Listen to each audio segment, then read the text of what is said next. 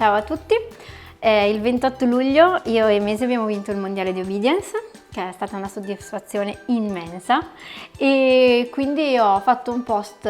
sui social dove davo la possibilità alle persone di farmi qualche domanda o di soddisfare qualche curiosità, visto il grandissimo risultato che abbiamo ottenuto. Quindi risponderò ad alcune delle vostre domande, se poi ne avete di altre potete metterle nei commenti e cercherò di rispondere a tutti. La prossima domanda,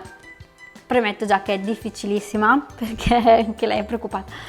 Quanta genetica c'è dietro quell'intensità e serietà sul lavoro e quanto lavoro percentualmente?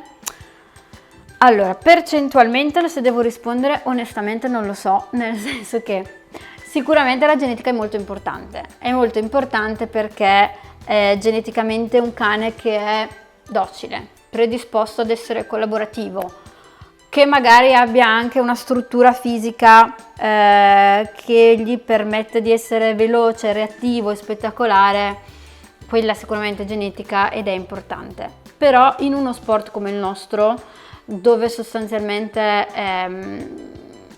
il successo lo fa la relazione che tu riesci a instaurare col cane, è ovviamente fondamentale il lavoro dell'handler, ma veramente fondamentale. Quindi è una domanda un pochino difficile, perché non so, se penso anche allo sport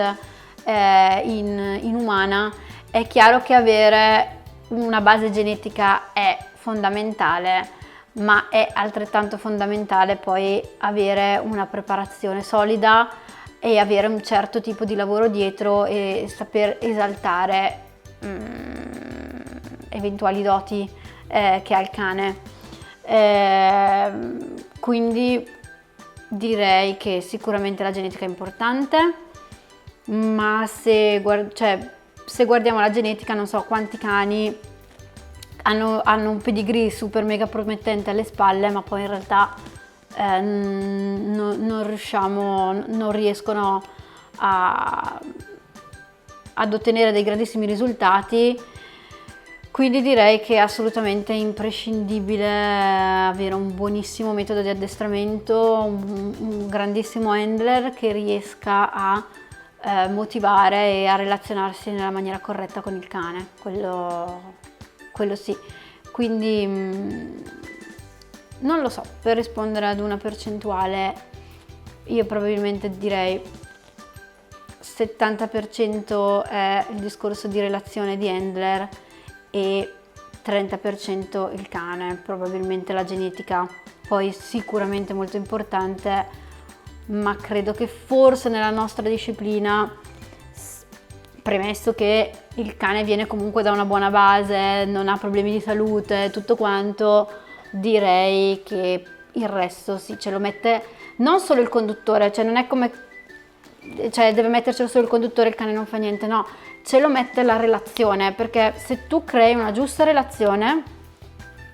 il cane dà anche di più di quello che potrebbe avere a livello genetico. Questo secondo me è veramente importante. Spero di aver risposto a tutte le domande, anche se in maniera un po' generale. Se ne avete delle altre potete